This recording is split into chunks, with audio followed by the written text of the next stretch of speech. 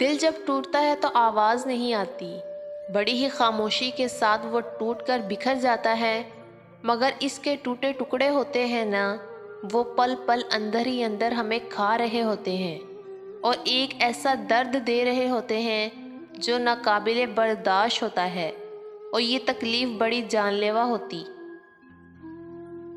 زندگی میں کبھی کبھی ایسے نازک مرحلے بھی آتے ہیں جب فیصلہ کرنا بہت مشکل ہوتا ہے کہ آگے بڑھا جائے یا پیچھے ہٹ جائیں، کسی کے نزدیک رہیں یا پھر ان سے بہت دور چلے جائیں، کیونکہ حساس لوگ کبھی بھی دوسروں کے لیے درد کی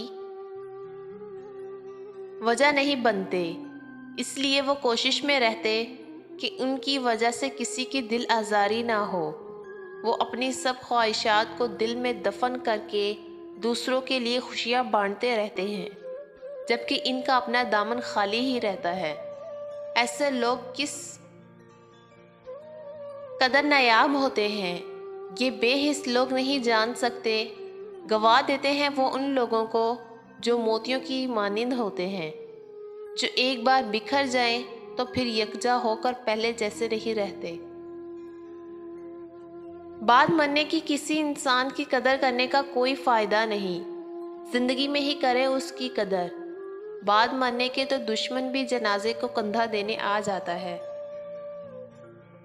گھبرائیں مت، بڑے کاروبار کے بڑے گھاٹے، بڑے بڑے جہازوں کے سفر، لمبے اور لمبی زندگی کی تکلیفیں زیادہ ہوتی ہیں۔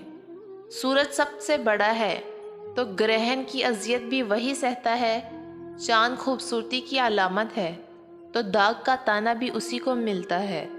اگر آپ کو مایوسیاں ملی ہیں تو حوصلہ رکھیں، بڑا درد بڑے دل کو ہی ملتا ہے۔ تم یہ خیال کرتے ہو کہ تم پر ظلم کیا جا رہا ہے، حالانکہ وہ تو رائی کے دانے کے برابر بھی ظلم نہیں کرتا۔ وہ تمہاری تڑپ کو جانتا ہے، تمہیں سمجھتا ہے، بس وہ تمہیں آزماتا ہے تاکہ تم اس دنیا کی زندگی میں سرخرو ہو کر آخرت میں بلند ترین مقام مل سکے۔